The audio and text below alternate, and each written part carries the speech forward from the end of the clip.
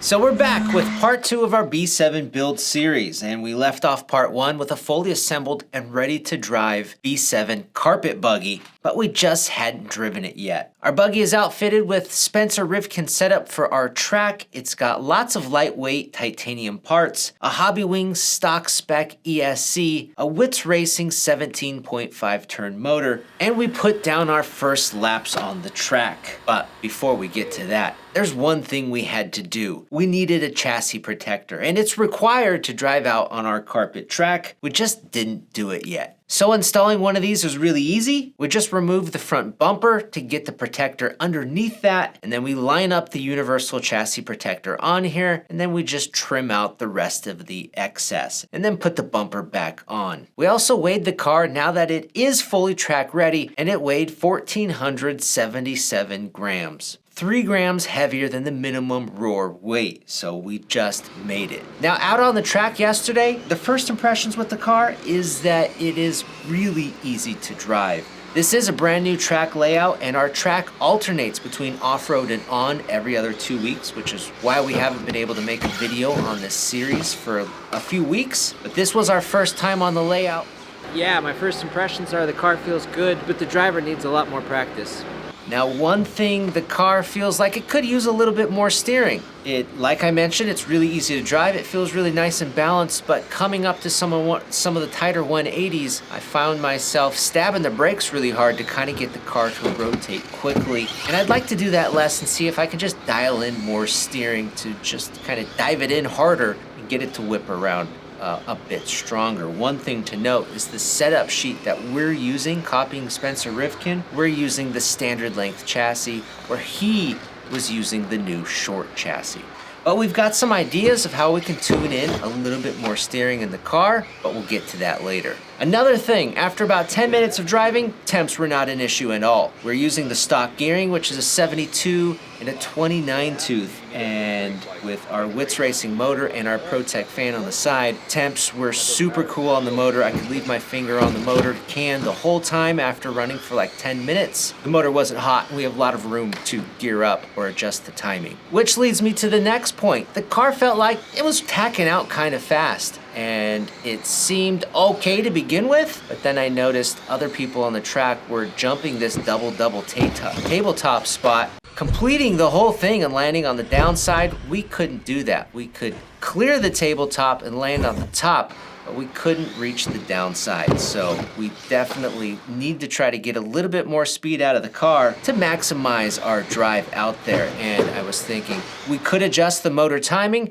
and we can also gear up to a 30-tooth pinion. Now, one issue with driving yesterday is the lap counter wasn't on. We have no idea what our laps were. So let's go back out there and just get a rough benchmark of where we sit.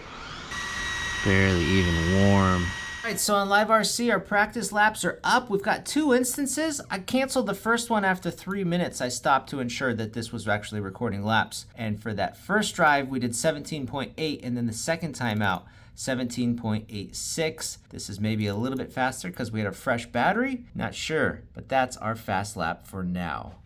All right, so we bought some things.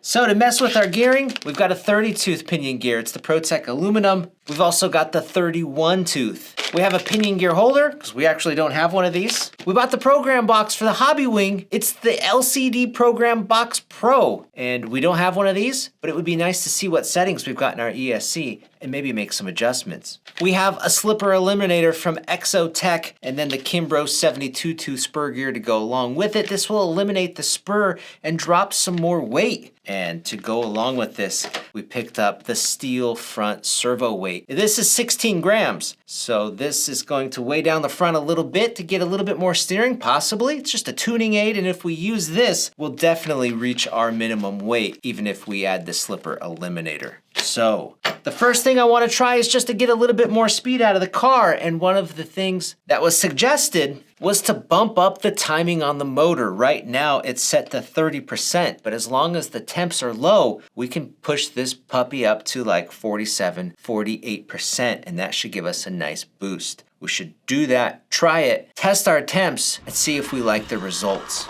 Going 8 minutes. We'll check temps.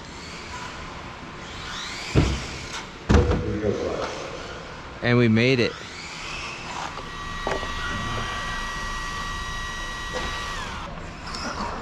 $152.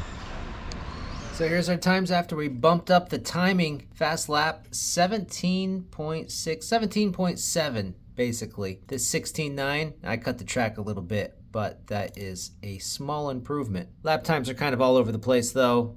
Next, we gear up to a 30-tooth pinion, try again, and check our temps. Now sadly, we thought we hit record on the GoPro, but instead we just took this picture.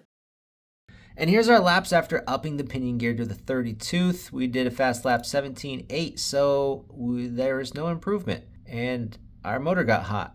After 8 minutes though, when we checked the temps, they were kind of high, about 180 degrees. And that's just a little too high for us, so we backed it back down to the 29-tooth. For now, the stock gearing plus advancing the timing seems to be the sweet spot for us. When we add that slipper eliminator and remove some of the mass in the transmission, that may change things and give us a little bit more headroom, but we won't know until we get there. Now tonight is a club race night, so we decided to race. Now we've got no expectations, we just try to drive decent, put in more time on the car, which is what we really need, and then see how we stack up. Now interestingly, in the end, with 2 full stock buggy classes, we qualified second on the grid, and I was super pumped about that and really surprised. The start of the main was pretty clean here too, although I dipped in a little tight and I bumped the leader at this point, and I have no recollection of doing that, but the video doesn't lie. Now thankfully it didn't hurt anybody though, except for us. We fell back 1 spot down to 3rd, but that was okay. Just take a deep breath and drive clean, because on that same lap, the leaders collected, unfortunately, from their own bobbles, letting us by, and then we never looked back. Clean lap after clean lap led to the W. And if you want to see the full race of our main, we're going to post it on our second channel, AMain Hobbies Channel 2, so you can go check it out over there. But yeah, it was extremely surprising. We never expected to win, but it ended up being a really good race, and the main showed that all the time practicing really did pay off. Now a couple of takeaways from racing. The Fuzzbite tires seem to wear pretty quick, at least the fronts for us. This wear is just from 1 day of driving, and we were told to rotate the fronts, and it wouldn't necessarily increase traction, but it would help balance out the wear. So we did that, and we did that before the racing started. Now here are the tires after that racing.